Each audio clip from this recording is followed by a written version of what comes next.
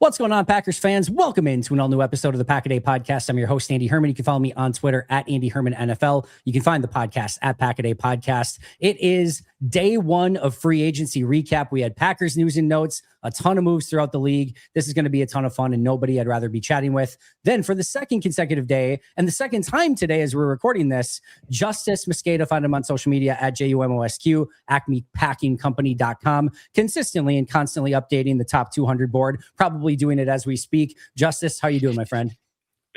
I had to get Devin Lloyd in there. He just signed right before we got this. We started recording. I'm doing all right. I just spent like 90 minutes reading about this stupid cap mechanic that the New Orleans Saints have figured out. They used it on Alvin Kamara because they signed a running back. And I was like, didn't they just touch the Kamara deal? They're going to keep Kamara. They're going to have two of these running backs that they're going to pay a ton of money to. No, the Saints are sickos and have figured out this new thing. We don't got to talk about it on this pod. I think it might help the Packers in the future. It has to be used in a very certain circumstance. But there's a way basically to get the value to push cap hits forward on a guy who has a void year that you don't actually want to keep. You don't have to guarantee that money, which sounds crazy and sounds illegal, but it's actually possible. Yeah. Leave it to the Saints. Leave it to the Saints to figure out a cap mechanism like that. They are so far in the salary cap book of ways to manipulate and maneuver the salary cap. They're just coming up with stuff that nobody else even knew existed. So kudos to them. I am interested to see what happens with Kamara. This is totally off topic, but would you have any interest in Alvin Kamara in Green Bay? I don't think it would ever happen, but I mean, he threatened to retire last time, right? I mean, yeah, that's we allegedly called about Achan. Right. So maybe we are more in the market for like a high end, what would you call it? Change of pace back, if that's the type of way we want to go. But it's really been like the higher end guys, right? It's been like Achan is going to cost money. For sure. So it's interesting that they're like, go big or go home. If it's a change in pace back, that seems like a weird way to approach it. But yeah, I mean, maybe. I doubt that he wants it to happen. I mean, he seems like he's a committed Southern boy, and he does not want to leave the city of New Orleans. He sounded like he would rather hang out in New Orleans and stop playing his NFL career than be traded somewhere else. So, I mean, if there is a town that's very similar to New Orleans, though, Green Bay, Wisconsin is as close as it gets to down south New Orleans, if we're being honest. Yeah, I don't see that happening, obviously, for a variety of different reasons. But there were a lot of things that did happen. And, congratulations to you for spending a bunch of time learning a new rule and learning a new salary cap, adjustment. So, yeah, fun times for you. Yeah, it genuinely took me like 90 minutes. We'll get through everything today. And obviously, per Justis and I, per usual, starting out with something obscure. But we've got a ton to talk about, including Rashan Gary, Elgton Jenkins. We'll get all of that in just a moment. Before we get there, a reminder that all offseason moves here at the Pack a Day Podcast are presented by Habish and Rotier. The Packers are working to build the perfect roster and coaching staff. And if you are injured after an accident, you're going to need a perfect staff of qualified and experienced attorneys to champion your cause. The attorneys at Habish Firm are always here for you with a national reputation and compassionate hometown service. They'll work hard to get you the compensation that you deserve. And when you call Habish, you're going to talk to a lawyer directly. Super simple. Their number is 800-242-2874 or 800-2HABISH. You can also visit their website at habish.com. Habish Rotier, national reputation, hometown service. Again, huge shout out to them for sponsoring us all off season long. Let's start with the best news of the day, Justis, in that Green Bay and the one and only Brian Gutekunst was able to find a way, and only one person that could have possibly made this possible, the beautiful Jerry Jones, to get a 2027 fourth round pick for Rashan Gary. Rashan is a Dallas Cowboy. He did not re-release the hacked image, which is a disappointing aspect at the end of Rashan Gary's tenure in Green Bay, but he is a Cowboy, and Green Bay somehow got a fourth round pick for it. Yeah. Addie woke me up this morning and said, Rashan Gary for a fourth round pick. And I said, there's no way. There's no way. I popped up, and I think the first words out of my mouth weren't even, there's no way. Like, I'm thinking it, but I think the first words that came out of my mouth were, what team? Because I wanted to see if she was lying or not. She said Cowboys, and I was like, maybe. Hope Texas got it on the site, because I think that must have happened like 7 o'clock my time, something like that. Yeah, probably around 9:30 a.m. Central Time. Yeah, that sounds about right. Yep. So that's how my day started off. Shocked we got this high of a draft pick. I mean, their logic must be, wanted him to bounce back. Obviously, Christian Parker was in Green Bay, and his time overlapped with Rashan Gary when he got his start in Green Bay and stuff too. I think they're betting on something that might not happen, and it's a pretty expensive bet, not just in terms of losing the draft pick, losing that bat in the middle rounds, but you're also paying that was this close to $20 million, right? Or north of it. Yeah, I'd have to look at what the remainder is. I don't think they're going to give him any sort of new, kind of contract or anything. I wouldn't think, but I don't know. His remaining in Dallas is going to be 19.5 million this year and 22.5 million in 2027. A fourth round pick to take on that contract. I mean, they didn't have to. I mean, take it on is different because Green Bay gets no salary relief by trading him than they would have by cutting him. So it's not like he had guaranteed base salary that they would have been taking on that legitimately would have been doing Green Bay a favor by taking it. But still, that they were open to taking that salary and giving up a fourth round pick. The one thing that Rashan was pretty good at last year was run defense, and we know how much Jerry Jones values run defense. So hey, there you go. Thanks, Jerry. Yeah, I don't like it for the Cowboys. I love it for the Packers. I don't know how many pluses I gave on the grade at APC because we're grading all the Packers moves. Yep, it's A++. It might be 20, it might be 15. I don't know how many pluses. We did it. Yeah, hang the banner. If I would have given it a firm A+ if they got a 2028 7th round pick. I would have given it a firm A+ if they got that. Getting a 2027 4th, add as many pluses as you want, and I'm right there. Yeah. Obviously ends Rashan Gary's tenure in Green Bay. A very interesting, we kind of talked about this on the live show, just roller coaster of a career, kind of 2 red shirt-ish seasons. Year 2 was better than year 1, got a little bit more playing time, then had a little bit of a breakout once Za'Darius left, had an 80 pressure season in there, tore his ACL, had a little burst once he came back from the ACL, hit a wall, was really never the same again. High expectations coming off of, when they got Micah to be the number 2 guy, had the captaincy on his chest, had a decent start to the year, although as you had pointed out and I've talked about in the past, a lot of that was due to Micah Parsons. It wasn't anything that I've seen the Cowboys fans clipping up the sacks, and they're like, these are a whole lot of like cleanup sacks. It's not happening really quick. I'm like, nope.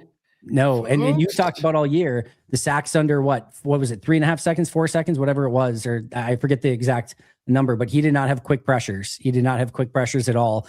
And yeah, just a very interesting career to parse out. Obviously a huge contract extension in there too. I think fair to say overall did not live up to that with some moments mixed in between, but yeah, very, very interesting career that comes to an end in Green Bay. Yeah. I have some potentially breaking news. I mean, I talked to a source really good on stuff.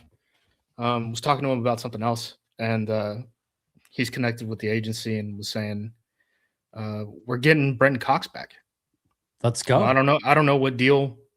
I mean, I highly doubt it's on the RFA tender. It'll probably be something less like we saw with who did we get today? Darian Kennard.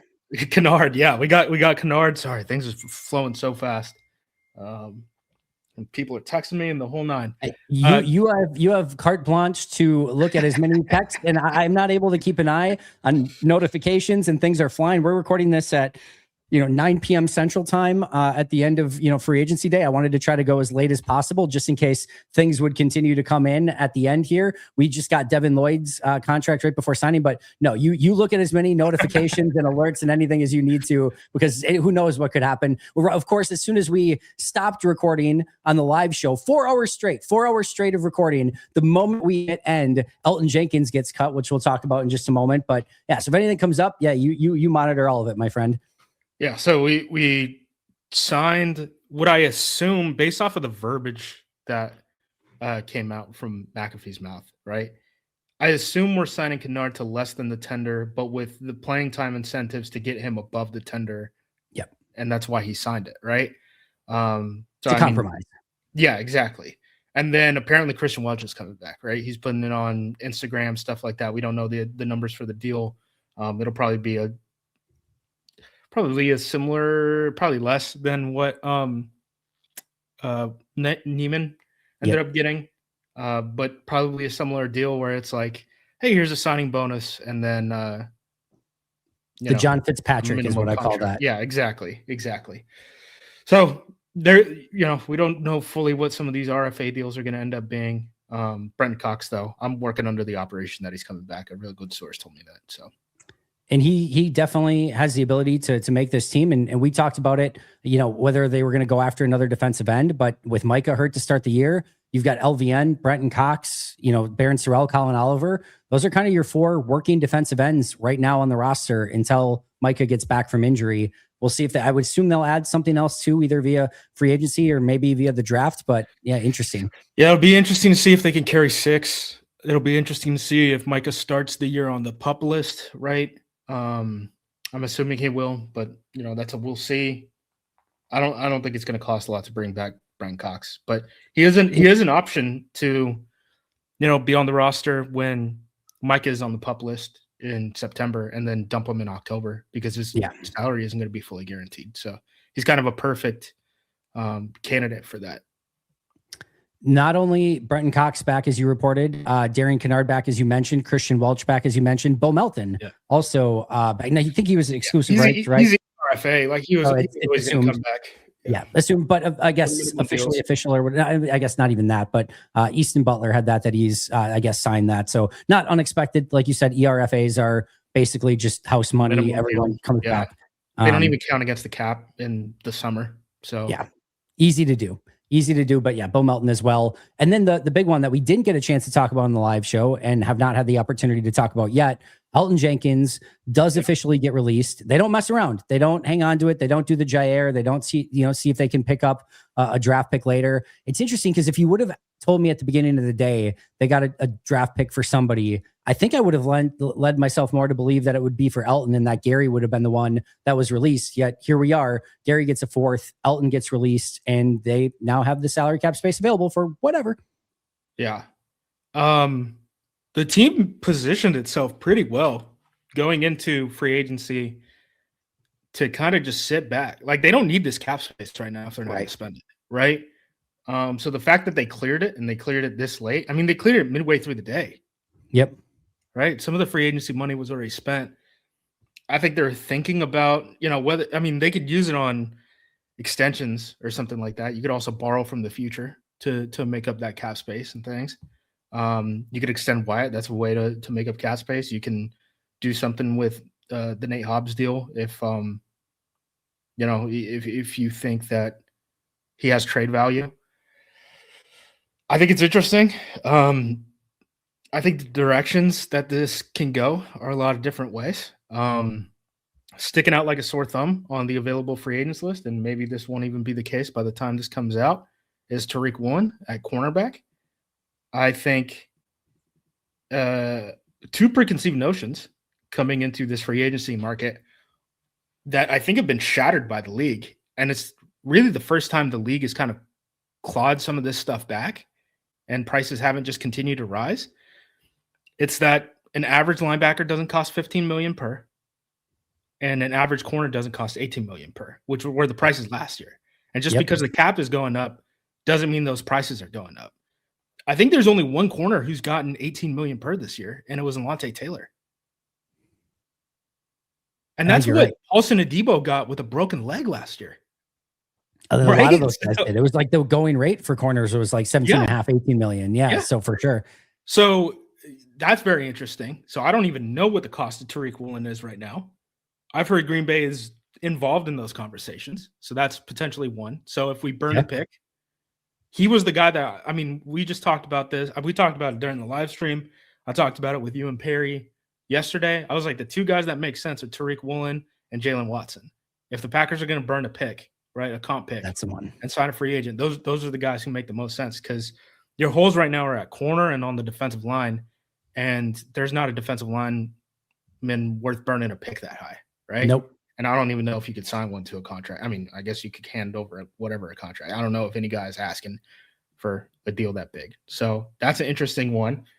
We have all the Jalen Carter stuff that's floating around, which apparently it doesn't have to do with the Jalen Phillips thing, which like now I'm worried, right? Because like that was the narrative when they started chopping him at the beginning was, hey, they want to get off of Carter because they want to make room for Jalen Phillips. Well, now Jalen Phillips is signed somewhere else, and they still want to move off of Carter. And I'm like, okay, so what's wrong with Carter? Yep. Right? Like, unless they're going Hendrickson shopping, and like if that's their backup to Phillips or something. But other than that, I'm with you, because first of all, you had the sort of draft situation where he fell further than expected, and then there was the buzz last year that the Eagles offered Jalen Carter for Micah to try to get Micah. So there was the trade stuff last year that they were willing to move off of him. And I mean, that's for Micah, but that's maybe a little bit different. And then there's a trade thing again this year. And that to me is a little bit more of like, all right, to your point. Yeah. What's up? What's really going on? Yeah. What's up with him? Because they seem perfectly fine with giving Jordan Davis that money. And Davis was a guy who he had a late breakout on his rookie deal. Like if you were to just on the surface be like, who would you rather give an extension to, Jalen Carter or Jordan Davis? I would think Jalen Carter would be the easy answer most of the time. So why was that not the case? Right. That's why I'm like, what is going on there? So I think that's interesting. I also back channels. This is on the Philly end. This is not on the Green Bay end. Apparently they're asking for a 1 plus a 2 or a 1 plus a player. We don't have a 1 until 2028. So I don't know how that math works. I don't know if it ends up becoming 2 2s and a player. I mean, that means we're not picking in the first or second round until 2028, right? Like, I don't know if that's something that they can take on. I don't know if that player, like, is that Christian? Is it Jaden? Is it Wicks? Devontae? Is it Wyatt? Is it, yeah. So like, I don't know. I recognize the Carter stuff is like semi-real. No one has explained it to me in a way that makes sense. Like, I understand conversations are happening. I don't understand that how this happens at all. I don't either. Is there a world? I mean, if they need a 1, is there a world where you can get like, move your second and Jaden Reed up to get a 1? Like, I don't know. It just none of it really passes the smell test. And with Green Bay already giving up that many picks for Micah, I know they just got, they're going to get 4 comp picks. They got a 4th for Rashan, but we're still talking about premium picks here, 1st and 2nd round picks. They've already traded away 2 firsts. To trade away again in that 2028 first, somebody's just going to outbid Green Bay. If they say, yeah, we'll give you a 2028 first, if any other team that's offering a 2026 or 2027, that's just going to go ahead of what Green Bay's offer is, which then basically makes them pay a tax on top of that 2028 first round pick because it's so far away. And again, now you have 3 straight years where you don't have a first round pick. I just don't see it. I'm not saying it's a no, but I'm saying it's at like the 1 to 2% chance at best range right now for me. Someone's got to give me the trade that makes sense before I really start buying into that. Either side will say yes, because I can't think of a trade that both sides could say yes to at this point. Plus, you're gonna have to pay Carter, right? It's not like Eagles are eating the signing bonus, all this stuff. No, you're gonna have to give him a fresh new mega deal too. So the other one has to include, somebody that you were planning on giving an extension to already, like a Wyatt, like a Watson, maybe like a Reed, depending if you were actually considering doing that or not. But it almost has to include somebody like that. All right, we're not gonna give that extension anymore, and instead we're gonna give that to Jalen Carter, and then you're still losing picks on top of it. So yeah, right, exactly. So we trade Wyatt for him. We have a better 3 tech now. Great. We still need a nose tackle. And we still need another 3 tech play opposite of him, and we need a corner still. So like we're losing plugs and we're not filling holes, right? Which I don't like. That's not usually how the Packers approach the draft. Usually, like right now is when they're trying to plug holes, and then they go into the draft and they say we can take whoever the hell we want, or go on BPA, whoever we think is the better player. We're just going to go after him, and we're not really going to care about positional value. What a crazy swing this would be if they just went, if they went full FDM picks and we're going to just address needs via the draft. Talk about Goody just doing a complete 180 of, I guess you got the taste of like, hey, it was kind of fun giving away 1st round picks for Micah Parsons. Let's do that again. I'm addicted to this. I got a real big high off of doing it last time. I want that high again, but man, I don't see it. Yeah. I just can't imagine it. So, okay. We laid out Woolen, potential way to spend that money. We talked about extensions and stuff too. Like, there's mouths to feed. If we want to spend that money, like Christian, Tucker, Wyatt's number would actually probably drop. For now, one of the receivers, LVN, right? There's plenty of ways to spend the money on extensions. I think they're going to borrow money from the future to do it, or cap space from the future to do it. Yep. So we talked about those options. And then the other one I think is like the worst kept secret in the world is that they want Javon Hargrave when he's released on Wednesday. So like that's another way that you could spend money. They should have, I think, north of 20 million to spend right now. It should be, yeah. It should be pretty easy north of 20. Yeah. Just like napkin. Well, not even napkin. That's just like in my brain, right? Like we should have north of 20 million to spend. I would think that even if it's Ken said it was around 13 mil, and then you have the 20 mil more from Gary, right? So you should. But we were over the. Were we? No, I can't even remember what situation we were in going into. I think the bigger point here is whatever that number is, they can pretty much do whatever they want at this point in time. Like if they want to get one swing doesn't matter what the one swing is. Right. Once we start talking about multiple swings, I need to start saying that's different.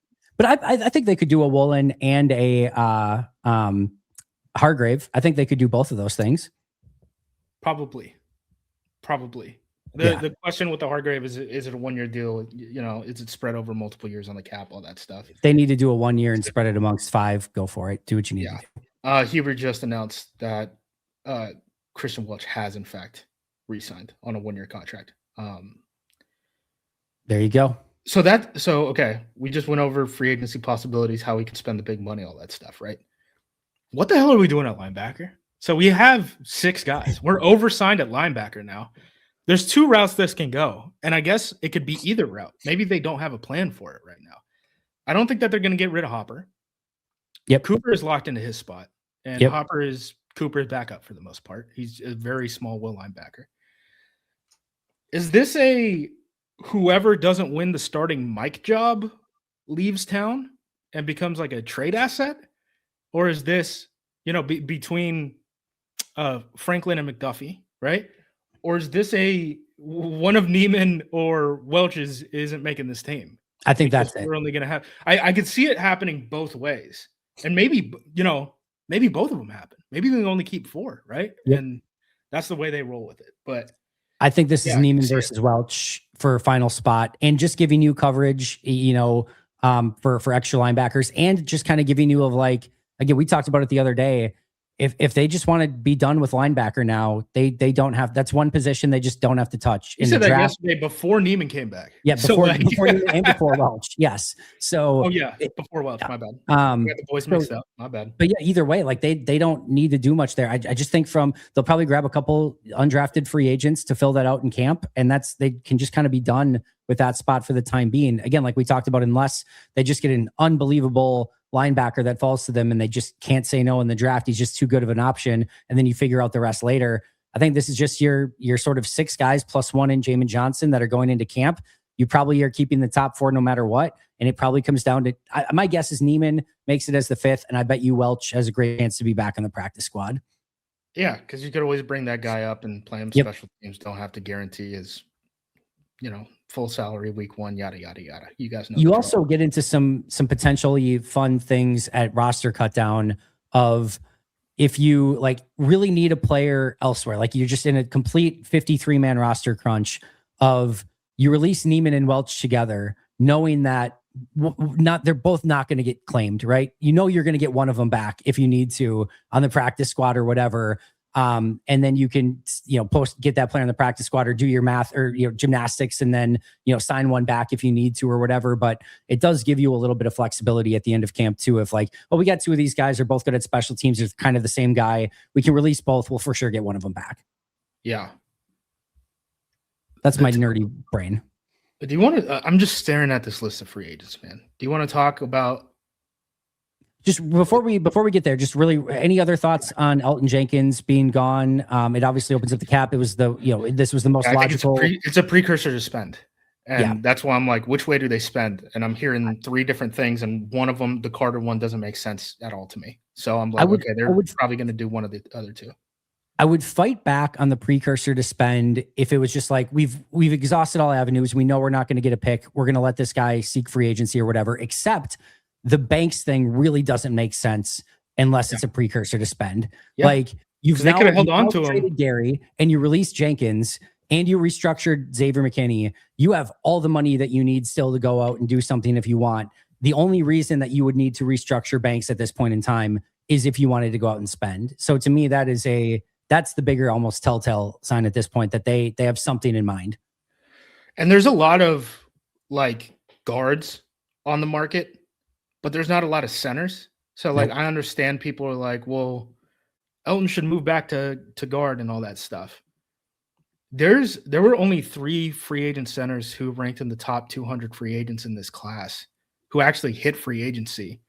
Linderbaum got 50% more than the highest center in the league. And then May signed too. So it's Ethan Posich or basically nothing on the center market right now in terms of a first year week 1 starter. Unless somebody thinks they can, Lloyd Cushenberry can play back like he did in Denver before his Titans, career went to crap. There's not much. Yeah. So you would think that if they were going to hold on to Elgton this long, like what's more time? Yeah. Like why does it like center urgent or like center anxiety just happened? Right. So why would you not lean into that at least until the new league year starts on Wednesday? Like you don't have to get back to 0 on the cap space until Wednesday. So I think it was a precursor to spend. How they spend, I don't know. It could be an extension. It could be one of those 3 avenues. I'm not totally sure. I know we're still talking about Woolen. I don't know what the number for Woolen is. The corner market kind of got pushed back on. Same thing with off-ball linebacker. It'll be interesting to see if teams are pushing back on prices, what happens with Rasheed Walker, right? Because that's a big one, because he's the only tackle who's really supposed to get paid in this class. So if they push back, it's just one guy, right? What did Illuminor get? He got like 10. Yeah, that's not much. No, but he was like a borderline. He got 13. But he was like he's kind of like a borderline guy too. Like Rasheed is sort of in a different class. Illuminor was like tackle 4. I mean, we have Braden Smith and Taylor Decker in between them. It'll be interesting. Thing would be is our teams wondering if Trent is actually going to be available. Trent Williams, that is. If like because that changes the calculus of who's your top tackle target very, very quick. If it's like, all right, am I going to give $21 million for Rasheed or $32 million for Trent Williams or whatever it ends up being? That changes the calculus on that very quick.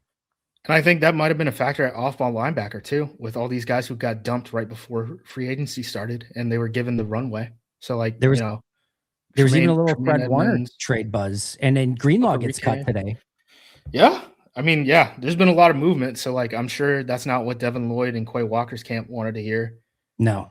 Devin Lloyd's camp sincerely believed they were getting 20 and they got 15 off an all-pro. And that's what Jermaine Sherwood got off of starting for 1 season and then this past year being like top 5 in the NFL and like allowed coverage yards and stuff. Free agency is such a drug. It is such a crazy, crazy drug because you just, you see certain deals like the Alante Taylor and even the Linderbaum one and ones that just make you go, what in the hell just happened? And then you see other ones that you're expecting Devin Lloyd to maybe reset the linebacker market. It's like, nope, he's actually getting Sherwood money. You can't make heads or tails of this stuff. Yeah, I know. So weird. So weird. Like the fact that they couldn't get like 1 million more than what Sherwood got, like to get it to like 16 million. Like you would think that they'd be like, guys, we can't do less or we can't do the same. It's got to be at least 1 million more than Sherwood or something. And just, it's so weird. You were going to say like looking at the top 200 board and like free agent options. At least I think that was the direction you were going to go in before I talked about Elgton Jenkins one last time. But were you going to look at the top 200? Yeah, just to like talk about just general things that are happening right now. Okay. Tight end, nuked. Guard, center, nuked. Nose tackle, it's like DJ Reader, Daquan Jones, and then potentially whenever Javon Hargrave gets to hit the market, right? Those are kind of like the big nose tackles right now. Edge rusher, I don't know if we're going to be in the edge rusher market once we bring in Cox. Because we're up to 5 at that point. I don't know if you could carry 6. And I don't know if you want to carry 6 going into the draft. You got to spend these draft picks on something, right? Yep. Off-ball linebacker, I think we're out. Corner, it's like the only top 80 guys who are left are Tariq Woolen and then Shawn Ryan, who's the guy who, big ball production this past year, wasn't good in yards yards allowed per coverage snap, which is like the consistent number if you're looking at cornerbacks. He was on the street in April, right? You could have had it. So like you're really hoping that a couple interceptions in 2025 means that he's going to keep that going on for a long time. Kind of fits the Packers mold. Woolen definitely does. Woolen's been way more consistent than Wright over his rookie contract. And then after that, you're talking about slot defenders, old guys, like really old guys. And then guys who were drafted high and are just bad and get to continue to hang around the league because they were drafted high. Like thinking about Greg Newsome specifically. Like, I don't know why this guy is still a starter. I don't know if he's going to be, but we'll see who signs him and how much they sign him for. So, like, if the strategy is we either swing big, knock out the top comp pick, and we're just okay with that, I think it's Woolen. If it's lower down the line, I still think like a Cam Taylor-Britt, just because I know the team has been interested in him in the past. I think he makes sense to like offset the Enagbare pick.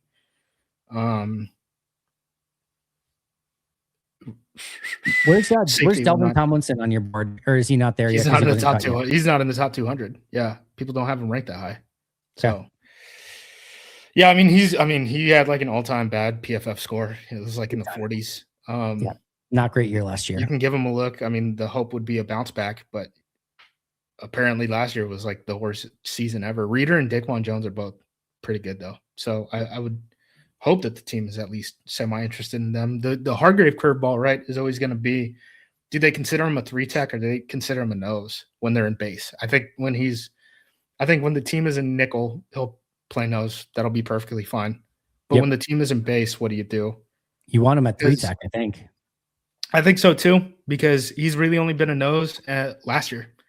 And that was like his age 30 season or something like that. And he played in a very weird, aggressive, stunt-heavy defense with Flores. So it's not like he was, just asked like, hey, just take on double teams and stand your ground. That's not exactly how they play football there, even at the nose tackle position. So I would think he'd be a 3-tech. That's what he was under Gannon in the past. I could see us adding multiple guys. The kick to the nuts for me was when Tonga and Roy Lopez ended up getting signed. I'm surprised Settle signed today. He's coming off of a foot surgery. And he got more than Lopez, right? I think so. And yeah, the Commanders gave him a bunch of money. The Commanders cleared all this cap space and like did the Biotish thing and told every reporter like this isn't going to be like what it was in the past for free agency. We're not going for volume. We're taking big shots. Andy, their signings have been Marcus Mariota, Tim Settle, and then Owe. Okay, I'll give you credit on Owe. But that's one. Yeah, that's one. And you had like top 5 cap space coming into this. The Titans pissed away there. I apologize if that gets bleeped. The Titans, some bad money being spent by them. I think they're going to get fired in 2 years, and today is going to be a major reason why. Hey, friends, it is time to talk about the Luigi's Big Daddy Garlic Dippers. I've talked about these in the past. I'm so excited to talk about them again because they are one of my absolute favorite Luigi's products.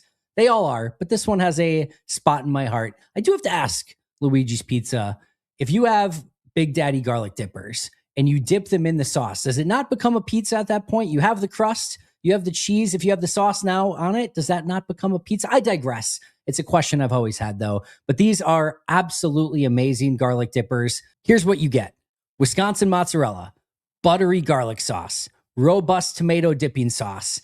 It is a hearty helping. It goes perfect with everything. And that's one of my other favorites about this. You can have this at any time with any meal, and you could just make it a meal itself. It is that good. It is that delicious. It is that filling. That's what you get with the Big Daddy brand, is you're going to get something that is going to fill you up. It is a hearty helping.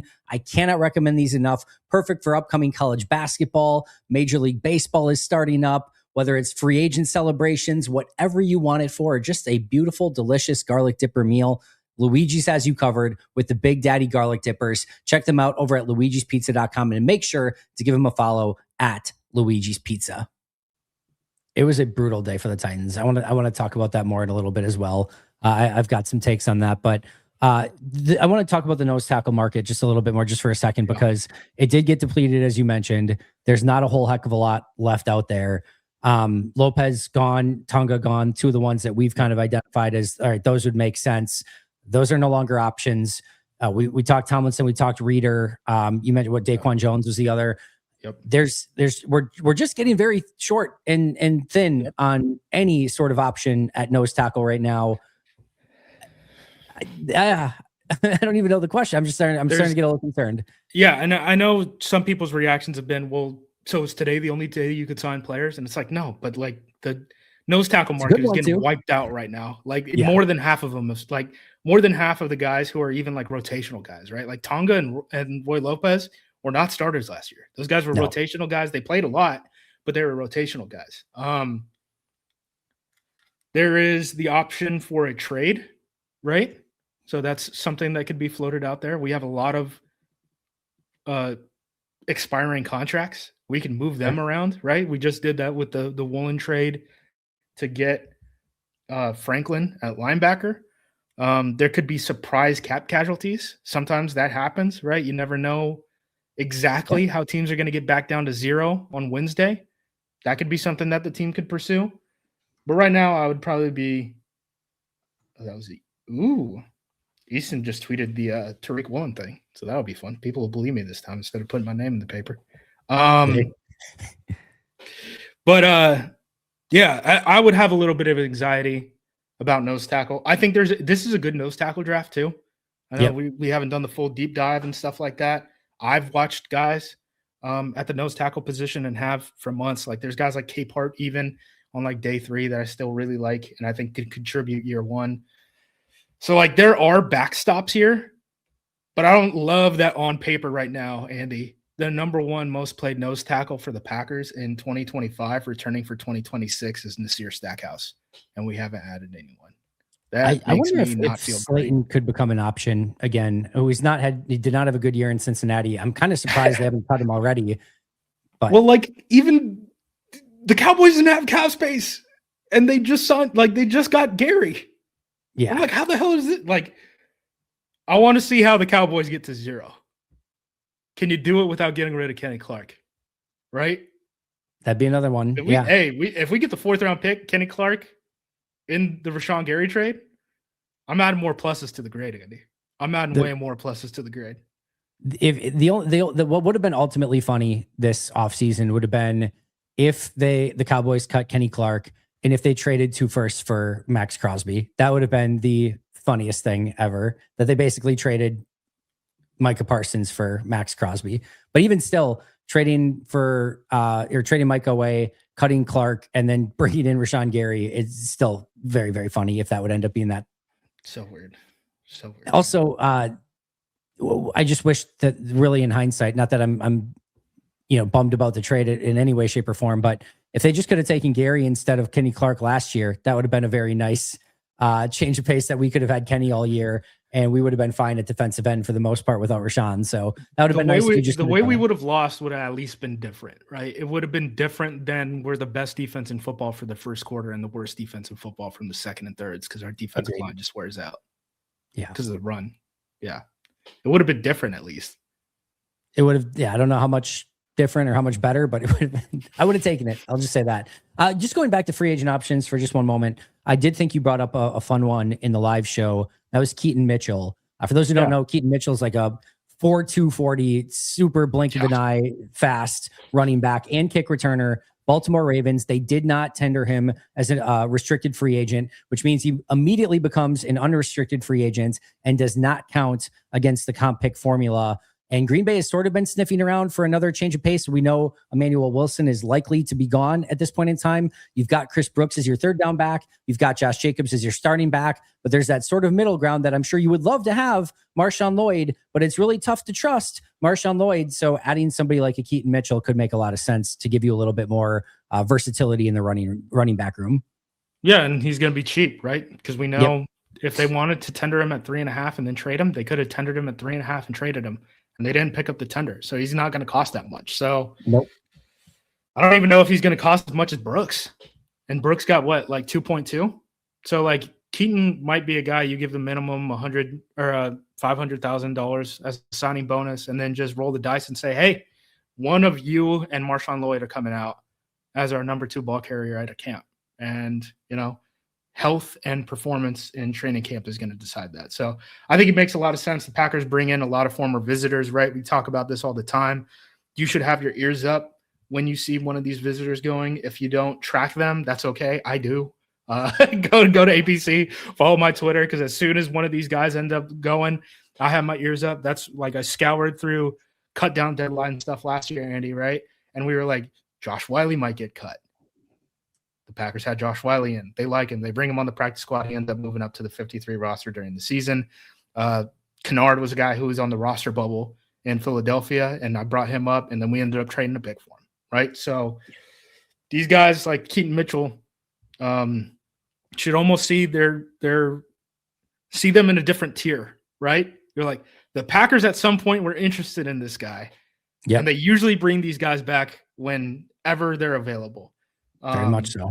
So, yeah, keep an eye on it. I don't know that for sure, but, like, I'd be kind of surprised if they didn't poke around on it. Apparently, I think you read a tweet when we were on the live stream, and you were like, Giants, and I was like, that makes sense because Harbaugh just went from Baltimore to New York, and they're signing a bunch of guys. Like, I think since we ended, like, they brought, like, Ardarius Washington, the safety, and a couple more. So, yeah, I mean, they're just kind of importing Baltimore into New York right now. The only thing I would say is Harbaugh never used Keaton a ton. It was always, I mean, obviously Derrick Henry's going to get it, but even Justice Hill ended up ahead of Keaton. So yeah, maybe Keaton's like, you know what? You didn't use me a ton in Baltimore. Maybe I'll go try something different. But yeah, if Green Bay would be involved, that'd be great. I think we kind of talked about the other ones. I did want to talk about the free agents that left and kind of looking at the comp pick stuff. Malik Willis goes to the Dolphins, 3 years, $67 million. Enigbari to the Jets, 1 year, $10 million. Quay Walker to the Raiders, 3 years, $40.5 million. From a comp pick standpoint, this wasn't exactly what we were hoping for. Romeo Doubs and Rasheed Walker, as we're recording this right now, have not signed anywhere as of yet. But Willis is on that 3rd to 4th round cusp. Enigbari, 6th round, I believe. Correct me if I'm wrong on that. And then Quay Walker on that 4th, 5th round cusp. But right now, I think on the side of the 5th round.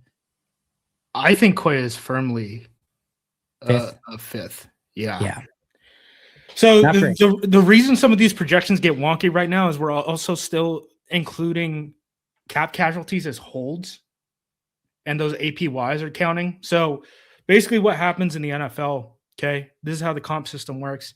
It goes reverse order in order of the player's APY, right? So, Andy, we're paying you $1 billion per year, right? There are 1,700 players below you in terms of the NFL salary pecking order, okay? You're going to get 1,700 points for that, right? For every player underneath you, you get a point. The other thing is on a scale of 0 to 100 in terms of playing time, you're going to get a point for every snap or every percentage that you play on offense or defense, okay? And you combine those two, and then there's like awards and stuff like that. They don't really matter that much. You don't have to pay attention to it. But that's kind of how they rank players, okay? Up and down. The cutoffs are the top 5% get a comp pick 3rd if you don't offset it. Top 10%, it's a 4th. Then it goes to 15th, I believe 25th, and then 35th, okay? The problem right now, we're ranking all these players, and the cap casualties are still counting in the APYs right now. So some of these guys are going to move up a little bit, which is why I like to cross-reference with what those dollar values in terms of the APY meant for comp picks the previous year. So Malik should, yes, be on that 3rd, 4th bubble. Okay. Do not be surprised if after the cap casualties start getting calculated on Wednesday, he ends up being a 3rd, and then more guys sign extensions during the season, and he ends up dropping down to a 4th. With that being said, with the playing time thing, unless he goes down in like September, he should jump back into a 3rd. So mentally, just think we're getting the 3rd round pick from Malik Willis as long as we don't offset it. Unless he just like blows his ACL out in September. Okay. And then it'll be a 4th. Based off of last year's numbers, I for sure think Quay is going to be like, he's firmly 5th. Like, I think he probably would have had to be like 15 million per to kind of be in that cusp of bumping up into the 4th, which is around lower than we thought, but The linebackers went for a lot less than they did last year, which again, Yep. weird. Caught these guys by surprise too, right? Enagbare firmly a sixth. I think Walker, as long as he gets the 20.5 that Dan Moore Jr. got, that should be a third. Okay. And again, doesn't go down with the injury in like September or something like that. And then Romeo, I truly think can go fourth or fifth, either way. Okay. Like he should be right on that fringe. Because I know last year they were looking for the Khalil Shakir deal, and that was like 13 and a third or something like that. That would be around the Quay Walker range. But then, like, what happens when Alec Pierce now is making like damn near $30 million per year? Does that push the rest of the wide receiver market up? If he can cross that 15 barrier, right? I think that's when we start looking at it and we're like, oh, okay, this might be a fourth round pick then. So best case scenario is third, fourth, fifth. And worst case scenario is third, fourth, fifth, assuming no offsets. Yes. Yeah. Okay. Unless God hates us and both Malik and Rashid go down with like knee injuries in September. Yes. Fair, and then both of those can be fourths. Yeah. Fourth, fifth would be the probably worst case scenario. Yeah. Well, so give me those third round picks, damn it. Especially if Chicago is going to get their 2 third round picks for the GM signing eventually too, which we haven't talked about, but yeah, man, there's got to be better. There has to be a better way to incentivize not hiring your friends in the NFL and just looking for outside voices than what the NFL is doing right now with head coaches and general managers. Totally agreed. The other comp pick thing, Green Bay only got 1 7th round pick this year in the comp pick formula. So that was the other thing as well. They did not get the second 7th round pick. Yeah, they didn't get the Mr. Irrelevant pick. Yeah, that was the hotly debated one. The cutoff, people weren't sure exactly where the cutoff was. It hadn't been this close before at the end of the 7th round. So we got the 7th round pick for Josh Myers. We offset the TJ Slayton pick and the Eric Stokes pick last year, which I think would have both been like 6 rounders and we offset them by signing Aaron Banks and Nate Hobbs, which I'm sure Packers fans will love to hear that we lost draft picks for that. But we were supposed to, in some projections, get 2 7ths for losing Josh Myers and losing Eric Wilson. We got the Josh Myers pick. We did not get the Eric Wilson pick. If we would have gotten the Eric Wilson pick, it would have been like 99% likely that it would have been the Mr. Relevant pick. So we lost out on that one.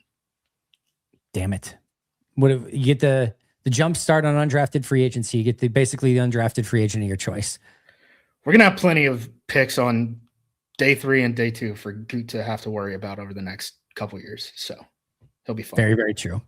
The Shawn Ryan contract details we got. Yeah. So $6.67 million against the cap in year 1, $12.67 million against the cap in year 2, $13.67 million against the cap in year 3, or $3.67 million in dead cap hit in year 3 if they get rid of them at that point in time. Obviously, there could be extensions. There could be a variety of different things, but that's what we're kind of looking at right now for Shawn Ryan. The interesting aspect of Ryan's deal, of course, 3 years, $33 million, but Cade Mays goes for about a little over $8 million per year.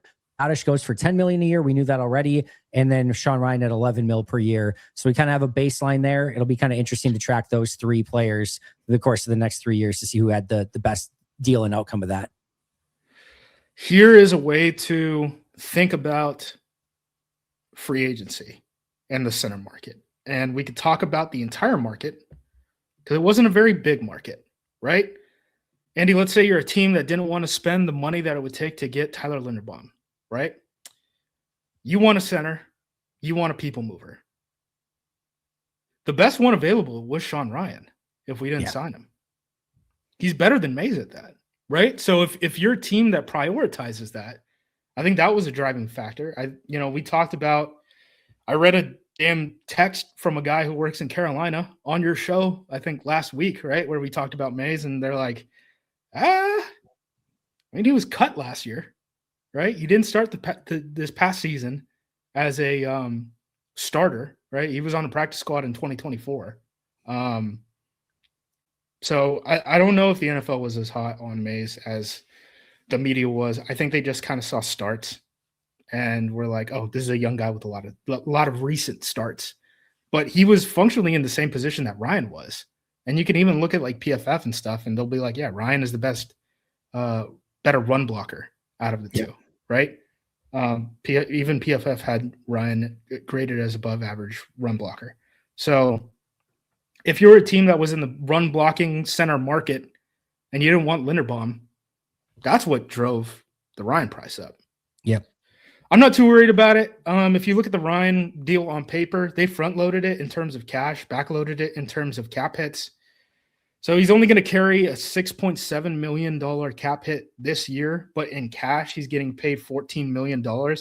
Functionally, this is a 1-year, $14 million contract with team options for $9 million in 2027 and $10 million in 2028.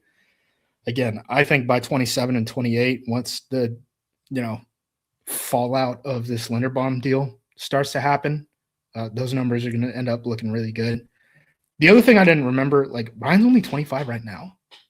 Like there's draft picks. We're going to like as old as Shawn Ryan, which I know fans are mad about. They're like, why do you keep developing these young players? That's the business the Packers are in, right? Yeah. I think Akeem Mesidor, he might be a first-round pick this year. And I think Lucas Van Ness is younger than him for perspective. That's crazy. Yeah, like that's a real thing that's happening. So like age matters a lot. Let me tell you, as someone who talks to some of these NFL people, like you talk about draft prospects, you talk about free agency. One of the first thing that comes up consistently is age. Consistently. They value age. And the Packers are perfectly fine gobbling up young players, hoping that they develop, and then paying them on the second deals, even if they just started catching wind in year 3 or year 4. They're cool with living in that world. Big time. Yeah, not too worried about the Ryan deal. Pretty much what I expected. I just wanted to know if there was guarantees for him in 2027. Nope. If they want to, they really can pivot and move off of him after a year. So, yep.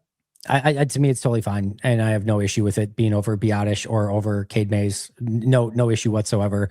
And I don't think it's an overpay. I think it was right around what we. Biotish is interesting to me, and it doesn't seem like the Packers are spending right now anyway. Right, on compensatory free agents. Maybe they will on like a Tariq Woolen. Maybe they will on a Cam Taylor-Britt. Maybe they will on one of these nose tackles, but they haven't done it yet.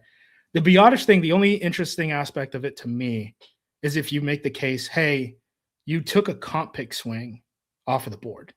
Because if you would have let Ryan walk, right, you would have been able to get Biotish in as a cap casualty who did not count against you. And you would have been able to take 2 swings and still on compensatory free agents and still kept 4 picks for 2027. So I think that's an interesting aspect. I see almost no one who's complaining about this signing making it. So I might be the only one who's even thinking about that angle. No, it's a good thing to bring up. But yeah, either way, kind of like you said, I outside of the comp pick formula, to me, no issue. And as long as they don't sign 2 free agents and lose a comp pick because of it, then, like, again, the only conversation there would probably be Biotish versus Ryan, which, again, it's not moving the needle one way for me, one way or the other. I also wouldn't get too hung up on the center market. The center market is lagging. Everyone knows the center market has been lagging. Kingsley Enagbare isn't even promised a starting job with the Jets. He got $1 million less per year than Shawn Ryan did. And we're talking about a starting center who's going to play every play and a rotational defensive end, right? So just something to keep in mind. Couple other quick ones before we get out of here. Alec Pierce sets the Watson market, 4 years, $114 million. Just a massive contract. And if you're hoping to get Christian Watson on the cheap, any idea of that is out the window. Yeah, now the Packers have a decision, right? You pay the $29 million per year, you let him walk for absolutely nothing, or you trade him. Yep. And there's some people who don't want to hear any of that. They don't want any of those options. They want him to sign back for $5 million a year. Not happening, folks. No. Not happening. Tutu can't make game day rosters. He's getting $10 million a year. You can make a ton of money being an average young player in this league. And Christian is better than that. So he's going to get paid. Even if he took a hometown discount, even if he said, I want to stay in Green Bay, I'm willing to take a discount. 4 years, $100 million is, I think, the absolute cheapest that you are getting Christian Watson at. What was the Jameson Williams contract? Because that was the first 3 years, 67. 3 years, 67. I have that like ingrained in my head. I could be wrong, but I think it's 3 years, 67. 3 years, 80. Oh, you're right. I don't have it It's in my head. 26.7. Oh, that's Like right. that's as low as I could see them doing it. And that being, if you don't have to risk going into free agency like Pierce did, right? You say, hey, we'll shave off 1.5 APY and you can get it right now instead of having to play this season healthy. But you probably have to get that done before he steps on the practice field. And he's probably going to hold out, honestly. 67 was the guaranteed money on that deal. 3 year 67 guaranteed, 83 overall. So I'm an idiot, but at least also, I think speaking of guarantees, I think Ryan, even though he signed for a higher APY, he got way less guaranteed than who was it? McGovern? I thought maybe it was McGovern. I thought Biadasz even got a little bit more. Maybe he did. I'm not sure. So that's another interesting thing. So like those guys are signing 3-year deals, but they're 2 real years and an option year. Ryan signed a 3-year deal. That's a 1-year deal with 2 options for the team, basically, in terms of how it functions. Biadasz got 10 million guaranteed, so that was very similar. See if we have Cade Mays numbers yet. We do not have Cade Mays. No, we got 14 mil guaranteed for Cade Mays. So Cade Mays got less money by far, but got more guaranteed, which is interesting too. So here's this. McGovern got 13, so $2 million more APY, right? He got 32 million guaranteed. He got what 3 times as much guaranteed as Ryan did? Jesus. So yeah, these contracts are different. You got to look at the contracts, and I know it sucks because you can't just consume it with just one number. The NFL makes it hard for fans and stuff like that, but like teams committed a lot more to some of these centers than Ryan, even though you see the APY number and it's pretty high. Yeah. Yeah, interesting. Like I said, all of those would be worth kind of keeping an eye on. And yeah, Christian Watson too. Whether what happens with him after the Alec Pierce market breaks everything, that will be very interested also. I think you got to pay him or you got to trade him. I don't even think he's going to step on a practice field until, I mean, maybe it's an Elgton thing where he comes back in training camp or something like that. But if you were advising him, no. You want the deal? Yeah, we got to get a contract done. Sorry, bud. Potential hold-in candidates. We talked about Nixon on the show. That's a weird, one. Devontae Wyatt's a sort of weird one. Christian Watson is one that you could see. I don't think Jaden Reed would throw I don't know. Jaden Reed's another interesting one too. We have a lot of expiring deals, Andy. This is why I said 26 is kind of more of a Tucker Kraft. Get your house in order. Tucker Kraft could be another. And that might be hard to tell because he's actually coming off the ACL. So I don't know how much holding in he can do. He can't practice until he gets healthy from the ACL injury. But yeah, all those are going to be very interesting. NFC North, Bears, Neville Gallimore, Devin Bush, Kobe Bryant, got one of the top safeties on the market, if not the top safety. Lions, Cade Mays, Larry Borum. Vikings, James Pierre. I don't think I'm missing anybody. Correct me if I'm missing anybody. Not that I've seen. Well, I mean, they got the Eric Wilson contract done yesterday. Yes, so re-signing. Sorry, these aren't including re-signings. Right. These are just new players added. But nothing that is overly concerning to me, if I'm being honest. If Detroit's going to put Larry Borum as a starting tackle, well, you also I don't know if you saw, but they're moving Penei Sewell to left tackle. They're going to put Sewell at left tackle. Did not see that. Yeah, that's what I read. So unless I messed that up somehow, I think Sewell's going to left tackle. Yeah, I'm not worried about the Bears. I think they're kind of treading water. Minnesota's tearing it down pretty obviously. They have to. They've overspent. Their window was the past couple of years and they missed the playoffs. Just in terms of how they scheduled their contracts and stuff like that. And then Detroit, I just think their offensive line is decaying, and that's not a great sign if I'm a Lions fan. Detroit Free Press. I guess it's more of a question, but it sounds like there is some conversation of potentially moving Sewell to left tackle. So I don't know if it's finalized yet. Okay, so it was Pro Football Talk, so we'll leave it to Pro Football Talk. Detroit signing a former Miami offensive tackle, Larry Borum, points to Penei Sewell moving him from right tackle to left tackle, replacing Taylor Decker. So again, it's more speculative, it seems like, but it sounds like there is some conversation of potentially him going to left tackle. But yeah, that's where the NFC North is at. I'll go first on this one because I'm putting you on the spot. I'm going to give my best steal of the day and worst steal of the day. And then if you have one to chime in on, you can go for it afterwards. My worst steal of the day is Alontae Taylor to the Titans. We talked about that on the live show. I just cannot quite get over that one. And also, Justice, it sounds they signed Joshua Williams, an outside corner. They signed three. They signed three of them. Alontae might be in the slot, which makes that even more crazy. But either way, Alontae Taylor is my worst steal of the day. I didn't love almost, you get to first day of free agency and every number is just like, oh God, that's a lot of money. Oh God, that's a lot of money. Ooh, I'm not sure if I would do that deal. I would say actually too, I do actually like the James Pierre deal for Minnesota, as much as it pains me to say that. It's a very minimal deal. He played pretty well in Pittsburgh. I know that they're super high there, but they got him on a value deal. They did well last year with Isaiah Rodgers. I think they paid Rodgers a little bit more if I remember correctly, but either way, they did pretty well with that. I could see James Pierre being that again. And then I do actually like the Devin Lloyd at 3 years, 45 for Carolina. I think they did a good job there to get an all-pro linebacker for $15 million per year. Yeah, I think it was I think the Rams, the contract for Jalen Watson, I think that makes a lot of sense. He got, 17 when all the corner – Paulson Adebo was an average corner coming off of a broken leg last year and got $18 million per because everyone got $18 million per. And Jalen Watson got 17. I don't really get that. Alontae Taylor was the only guy who crossed the $18 million per mark.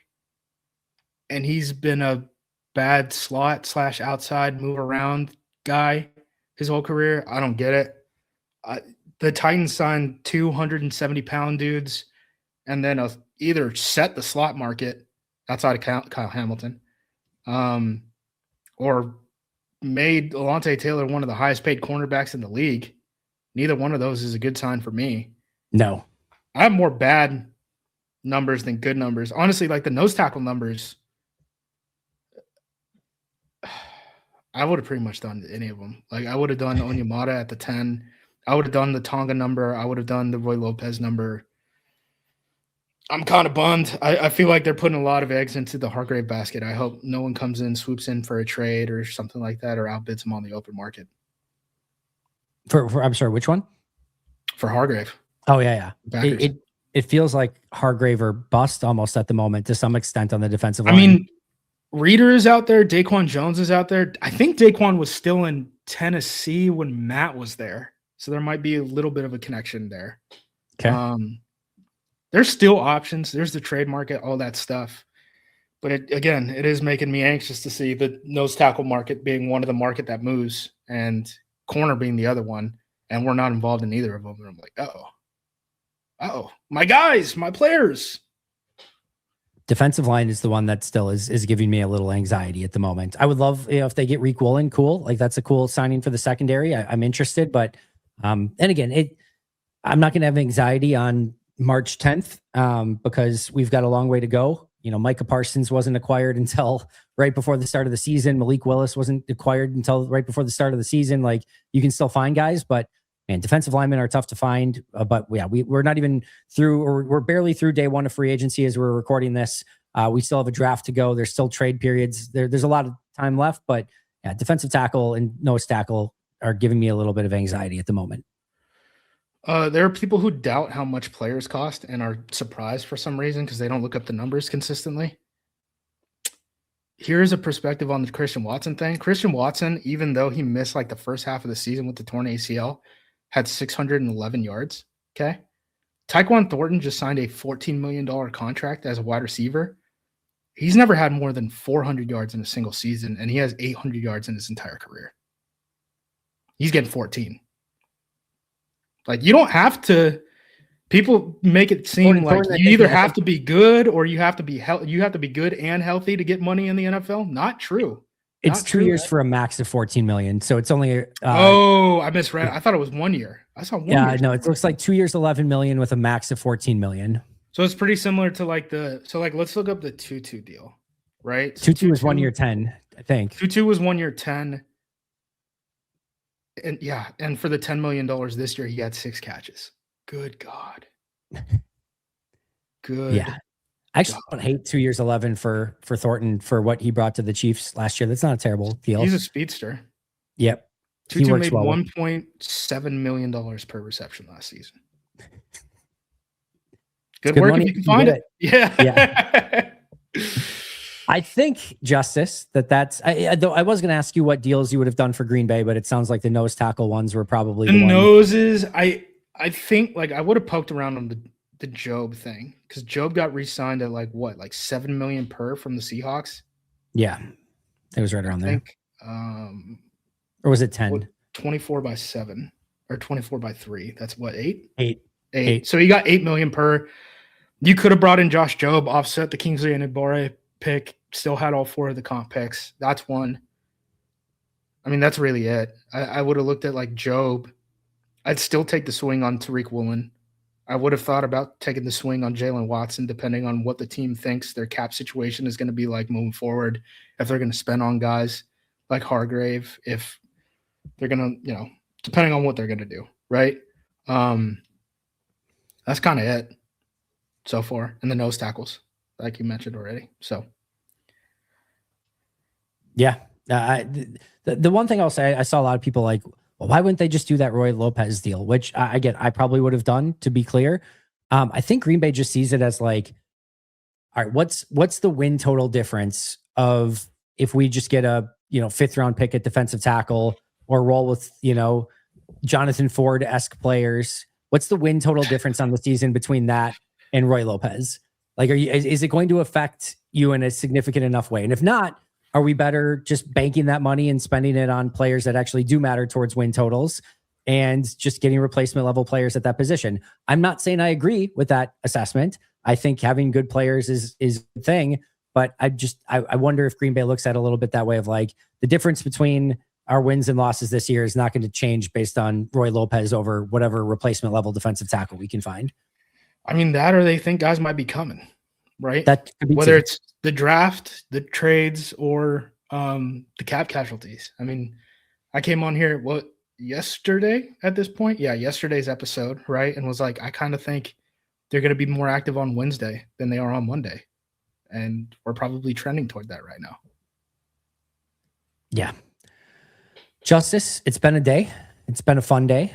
You were around for a ton of it, covering it with with me here on Pack a Day. I appreciate you a ton. Stop by for a couple hours on the live show at least, and you did an hour last night with Perry and I. Another hour today, breaking everything down. I cannot thank you enough. Any final thoughts on day one of free agency? No, just I hope we get a nose tackle eventually. That's my big worry right now. They will. They'll find something. They're gonna. I know they're gonna. Just don't know what. I just would like to have it now so I can get Stackhouse off of line 1 on my depth chart. It stands out. It's an eyesore. Mm-hmm. There's no 2 ways around it. Again, I cannot thank you enough. AcmePackingCompany.com. Follow Justice on social media at JUMOSQ. The stuff that they're consistently and constantly putting out over at Acme Packing Company is just fantastic. So again, if you're not checking it every single day, you are doing yourself a disservice. Of course, make sure to check us here at the Pack a Day podcast as well. 365 days a year. And of course, Justice is joining us a ton. Well, I'm sure if we get breaking news, you never know. Justice could pop in at any time, but otherwise we'll be back talking next week. I'll be, of course, back tomorrow. We will talk to you guys soon. But until next time, and as always, go Pack Go.